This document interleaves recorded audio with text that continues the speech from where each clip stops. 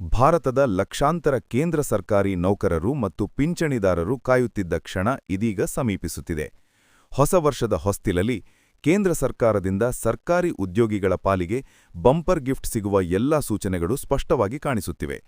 ವೇತನ, ತುಟ್ಟಿ ಭತ್ಯೆ, ಮನೆ ಬಾಡಿಗೆ ಭತ್ಯೆ ಹಾಗೂ ಪಿಂಚಣಿ ಪರಿಷ್ಕರಣೆ ಸಂಬಂಧಿಸಿದಂತೆ 8ನೇ ವೇತನ ಆಯೋಗದ ಕುರಿತು ದೇಶಾದ್ಯಂತ ಭಾರೀ ಚರ್ಚೆ ಆರಂಭವಾಗಿದೆ. ಕಳೆದ 10 ವರ್ಷಗಳಿಂದ ಅನ್ವಯವಾಗಿದ್ದ 7ನೇ ವೇತನ ಆಯೋಗದ ಅವಧಿ 2025ರ ಡಿಸೆಂಬರ್ 31ರಂದು ಅಧಿಕೃತವಾಗಿ ಮುಕ್ತಾಯಗೊಂಡಿರುವುದರಿಂದ 2026ರ ಜನವರಿ 1ರಿಂದ 8ನೇ ವೇತನ ಆಯೋಗ ಜಾರಿಯಾಗುವ ನಿರೀಕ್ಷೆ ಮತ್ತಷ್ಟು ಬಲವಾಗಿದೆ. ಪ್ರತಿ 10 ವರ್ಷಕ್ಕೊಮ್ಮೆ ಜಾರಿಗೆ ಬರುವ ವೇತನ ಆಯೋಗವು ಸರ್ಕಾರಿ ನೌಕರರ ಬದುಕಿನಲ್ಲಿ ದೊಡ್ಡ ಬದಲಾವಣೆ ತರುವ ಮಹತ್ವದ ಹಂತವಾಗಿರುತ್ತದೆ. 6ನೇ ವೇತನ ಆಯೋಗದ ಸಮಯದಲ್ಲಿ ಸಂಬಳದಲ್ಲಿ ದೊಡ್ಡ ಏರಿಕೆ ಕಂಡಿದ್ದ ನೌಕರರು 7ನೇ ವೇತನ ಆಯೋಗದಲ್ಲಿಯೂ ಗಮನಾರ್ಹ ಬದಲಾವಣೆಗಳನ್ನು ಅನುಭವಿಸಿದ್ದರು.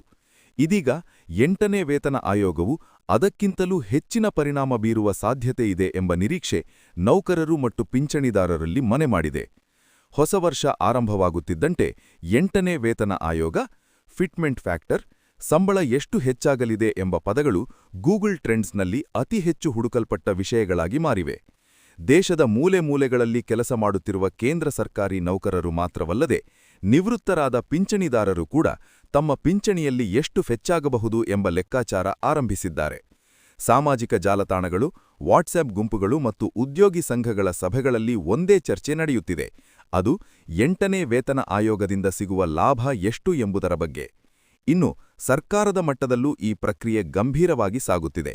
8ನೇ ವೇತನ ಆಯೋಗವನ್ನು ಅಧಿಕೃತವಾಗಿ ಜನವರಿ 16, 2025ರಂದು ಘೋಷಿಸಲಾಗಿದ್ದು, ಅದರ ಕಾರ್ಯವ್ಯಾಪ್ತಿ ಮತ್ತು ಹೊಣೆಗಾರಿಕೆಗಳನ್ನು ನವೆಂಬರ್ ಮೊದಲ ವಾರದಲ್ಲೇ ಸ್ಪಷ್ಟಪಡಿಸಲಾಗಿದೆ.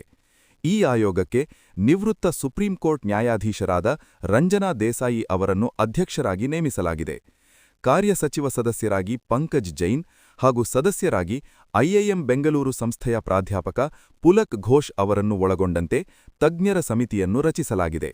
ಈ ಸಮಿತಿ ತನ್ನ ಶಿಫಾರಸುಗಳನ್ನು 18 ತಿಂಗಳೊಳಗೆ ಸರ್ಕಾರಕ್ಕೆ ಸಲ್ಲಿಸಬೇಕಿದ್ದು, ಅಂತಿಮ ವರದಿ 2027 ಅಥವಾ 2028ರ ಆರಂಭದಲ್ಲಿ ಬರುವ ಸಾಧ್ಯತೆ ಇದೆ.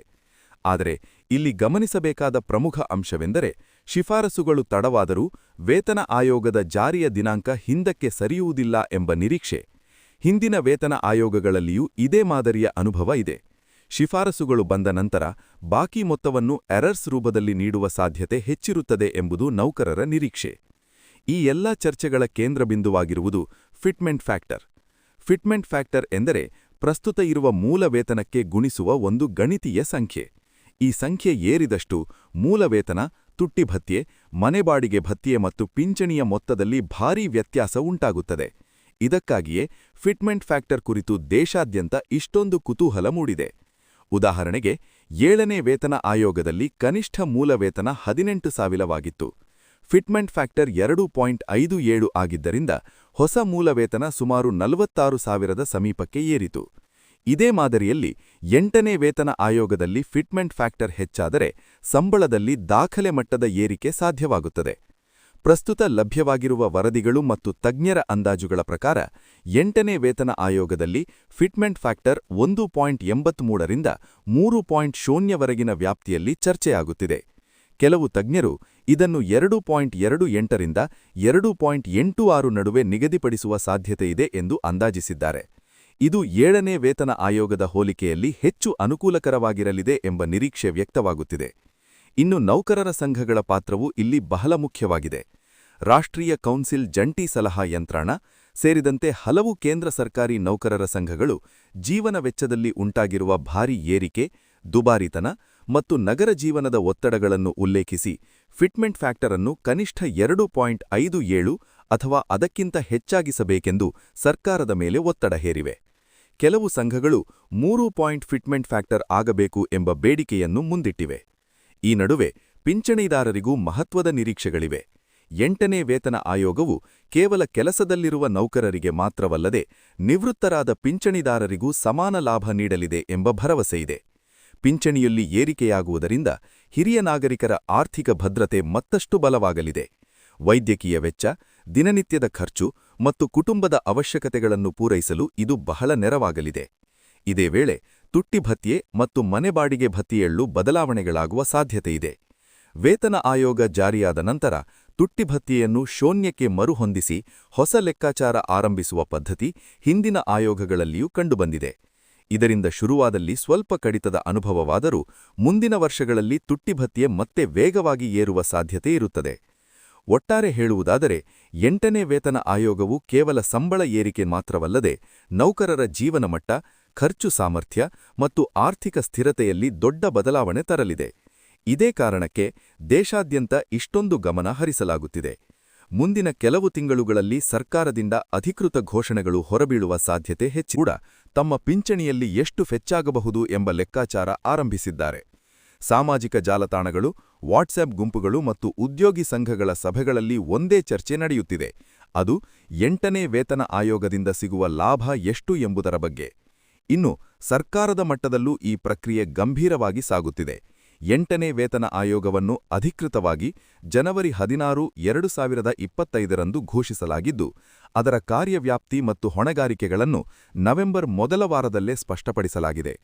ಈ ಆಯೋಗಕ್ಕೆ ನಿವೃತ್ತ ಸುಪ್ರೀಂ ಕೋರ್ಟ್ ನ್ಯಾಯಾಧೀಶರಾದ ರಂಜನಾ ದೇಸಾಯಿ ಅವರನ್ನು ಅಧ್ಯಕ್ಷರಾಗಿ ನೇಮಿಸಲಾಗಿದೆ. ಕಾರ್ಯಸಚಿವ ಸದಸ್ಯರಾಗಿ ಪಂಕಜ್ ಜೈನ್ ಹಾಗೂ ಸದಸ್ಯರಾಗಿ ಐಐಎಂ ಬೆಂಗಳೂರು ಸಂಸ್ಥೆಯ ಪ್ರಾಧ್ಯಾಪಕ ಪುಲಕ್ ಘೋಷ್ ಅವರನ್ನು ಒಳಗೊಂಡಂತೆ ತಜ್ಞರ ಸಮಿತಿಯನ್ನು ರಚಿಸಲಾಗಿದೆ. ಈ ಸಮಿತಿ ತನ್ನ ಶಿಫಾರಸುಗಳನ್ನು 18 ತಿಂಗಳೊಳಗೆ ಸರ್ಕಾರಕ್ಕೆ ಸಲ್ಲಿಸಬೇಕಿದ್ದು, ಅಂತಿಮ ವರದಿ 2027 ಅಥವಾ 2028ರ ಆರಂಭದಲ್ಲಿ ಬರುವ ಸಾಧ್ಯತೆ ಇದೆ. ಆದರೆ ಇಲ್ಲಿ ಗಮನಿಸಬೇಕಾದ ಪ್ರಮುಖ ಅಂಶವೆಂದರೆ, ಶಿಫಾರಸುಗಳು ತಡವಾದರೂ ವೇತನ ಆಯೋಗದ ಜಾರಿಯ ದಿನಾಂಕ ಹಿಂದಕ್ಕೆ ಸರಿಯುವುದಿಲ್ಲ ಎಂಬ ನಿರೀಕ್ಷೆ. ಹಿಂದಿನ ವೇತನ ಆಯೋಗಗಳಲ್ಲಿಯೂ ಇದೇ ಮಾದರಿಯ ಅನುಭವ ಇದೆ. ಶಿಫಾರಸುಗಳು ಬಂದ ನಂತರ ಬಾಕಿ ಮೊತ್ತವನ್ನು ಎರರ್ಸ್ ರೂಪದಲ್ಲಿ ನೀಡುವ ಸಾಧ್ಯತೆ ಹೆಚ್ಚಿರುತ್ತದೆ ಎಂಬುದು ನೌಕರರ ನಿರೀಕ್ಷೆ. ಈ ಎಲ್ಲಾ ಚರ್ಚೆಗಳ ಕೇಂದ್ರಬಿಂದುವಾಗಿರುವುದು ಫಿಟ್ಮೆಂಟ್ ಫ್ಯಾಕ್ಟರ್. ಫಿಟ್ಮೆಂಟ್ ಫ್ಯಾಕ್ಟರ್ ಎಂದರೆ ಪ್ರಸ್ತುತ ಇರುವ ಮೂಲ ವೇತನಕ್ಕೆ ಗುಣಿಸುವ ಒಂದು ಗಣಿತೀಯ ಸಂಖ್ಯೆ. ಈ ಸಂಖ್ಯೆ ಏರಿದಷ್ಟು ಮೂಲ ವೇತನ, ತುಟ್ಟಿ ಭತ್ಯೆ, ಮನೆ ಬಾಡಿಗೆ ಭತ್ಯೆ ಮತ್ತು ಪಿಂಚಣಿಯ ಮೊತ್ತದಲ್ಲಿ ಭಾರೀ ವ್ಯತ್ಯಾಸ ಉಂಟಾಗುತ್ತದೆ. ಇದಕ್ಕಾಗಿಯೇ ಫಿಟ್ಮೆಂಟ್ ಫ್ಯಾಕ್ಟರ್ ಕುರಿತು ದೇಶಾದ್ಯಂತ ಇಷ್ಟೊಂದು ಕುತೂಹಲ ಮೂಡಿದೆ. ಉದಾಹರಣೆಗೆ 7ನೇ ವೇತನ ಆಯೋಗದಲ್ಲಿ ಕನಿಷ್ಠ ಮೂಲ ವೇತನ 18,000ವಾಗಿತ್ತು.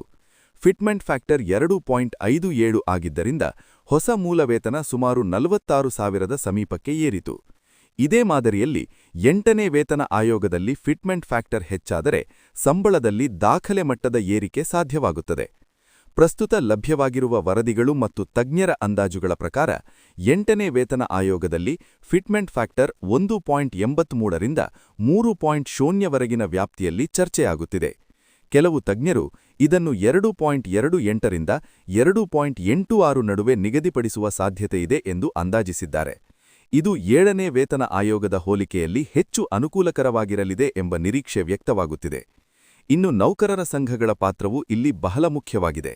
ರಾಷ್ಟ್ರೀಯ ಕೌನ್ಸಿಲ್ ಜಂಟಿ ಸಲಹಾ ಯಂತ್ರಣ ಸೇರಿದಂತೆ ಹಲವು ಕೇಂದ್ರ ಸರ್ಕಾರಿ ನೌಕರರ ಸಂಘಗಳು ಜೀವನ ವೆಚ್ಚದಲ್ಲಿ ಉಂಟಾಗಿರುವ ಭಾರೀ ಏರಿಕೆ, ದುಬಾರಿತನ ಮತ್ತು ನಗರ ಜೀವನದ ಒತ್ತಡಗಳನ್ನು ಉಲ್ಲೇಖಿಸಿ ಫಿಟ್ಮೆಂಟ್ ಫ್ಯಾಕ್ಟರ್ ಅನ್ನು ಕನಿಷ್ಠ 2.57 ಅಥವಾ ಅದಕ್ಕಿಂತ ಹೆಚ್ಚಾಗಿಸಬೇಕೆಂದು ಸರ್ಕಾರದ ಮೇಲೆ ಒತ್ತಡ ಹೇರಿವೆ. ಕೆಲವು ಸಂಘಗಳು 3 ಫಿಟ್ಮೆಂಟ್ ಫ್ಯಾಕ್ಟರ್ ಆಗಬೇಕು ಎಂಬ ಬೇಡಿಕೆಯನ್ನು ಮುಂದಿಟ್ಟಿವೆ. ಈ ನಡುವೆ ಪಿಂಚಣಿದಾರರಿಗೂ ಮಹತ್ವದ ನಿರೀಕ್ಷೆಗಳಿವೆ. 8ನೇ ವೇತನ ಆಯೋಗವು ಕೇವಲ ಕೆಲಸದಲ್ಲಿರುವ ನೌಕರರಿಗೆ ಮಾತ್ರವಲ್ಲದೆ ನಿವೃತ್ತರಾದ ಪಿಂಚಣಿದಾರರಿಗೂ ಸಮಾನ ಲಾಭ ನೀಡಲಿದೆ ಎಂಬ ಭರವಸೆಯಿದೆ. ಪಿಂಚಣಿಯಲ್ಲಿ ಏರಿಕೆಯಾಗುವುದರಿಂದ ಹಿರಿಯ ನಾಗರಿಕರ ಆರ್ಥಿಕ ಭದ್ರತೆ ಮತ್ತಷ್ಟು ಬಲವಾಗಲಿದೆ. ವೈದ್ಯಕೀಯ ವೆಚ್ಚ, ದಿನನಿತ್ಯದ ಖರ್ಚು ಮತ್ತು ಕುಟುಂಬದ ಅವಶ್ಯಕತೆಗಳನ್ನು ಪೂರೈಸಲು ಇದು ಬಹಳ ನೆರವಾಗಲಿದೆ. ಇದೇ ವೇಳೆ ತುಟ್ಟಿ ಭತ್ಯೆ ಮತ್ತು ಮನೆ ಬಾಡಿಗೆ ಭತ್ಯೆಯಲ್ಲೂ ಬದಲಾವಣೆಗಳಾಗುವ ಸಾಧ್ಯತೆಯಿದೆ. ವೇತನ ಆಯೋಗ ಜಾರಿಯಾದ ನಂತರ ತುಟ್ಟಿ ಭತ್ಯೆಯನ್ನು ಶೂನ್ಯಕ್ಕೆ ಮರುಹೊಂದಿಸಿ ಹೊಸ ಲೆಕ್ಕಾಚಾರ ಆರಂಭಿಸುವ ಪದ್ಧತಿ ಹಿಂದಿನ ಆಯೋಗಗಳಲ್ಲಿಯೂ ಕಂಡುಬಂದಿದೆ. ಇದರಿಂದ ಶುರುವಾದಲ್ಲಿ ಸ್ವಲ್ಪ ಕಡಿತದ ಅನುಭವವಾದರೂ ಮುಂದಿನ ವರ್ಷಗಳಲ್ಲಿ ತುಟ್ಟಿ ಭತ್ಯೆ ಮತ್ತೆ ವೇಗವಾಗಿ ಏರುವ ಸಾಧ್ಯತೆ ಇರುತ್ತದೆ. ಒಟ್ಟಾರೆ ಹೇಳುವುದಾದರೆ 8ನೇ ವೇತನ ಆಯೋಗವು ಕೇವಲ ಸಂಬಳ ಏರಿಕೆ ಮಾತ್ರವಲ್ಲದೆ ನೌಕರರ ಜೀವನಮಟ್ಟ, ಖರ್ಚು ಸಾಮರ್ಥ್ಯ ಮತ್ತು ಆರ್ಥಿಕ ಸ್ಥಿರತೆಯಲ್ಲಿ ದೊಡ್ಡ ಬದಲಾವಣೆ ತರಲಿದೆ. ಇದೇ ಕಾರಣಕ್ಕೆ ದೇಶಾದ್ಯಂತ ಇಷ್ಟೊಂದು ಗಮನ ಹರಿಸಲಾಗುತ್ತಿದೆ. ಮುಂದಿನ ಕೆಲವು ತಿಂಗಳುಗಳಲ್ಲಿ ಸರ್ಕಾರದಿಂದ ಅಧಿಕೃತ ಘೋಷಣೆಗಳು ಹೊರಬೀಳುವ ಸಾಧ್ಯತೆ ಹೆಚ್ಚಿದೆ. ಪ್ರತಿಯೊಂದು ಘೋಷಣೆಯನ್ನು ನೌಕರರು ಉಸಿರು ಬಿಗಿದು ಕಾಯುತ್ತಿದ್ದಾರೆ.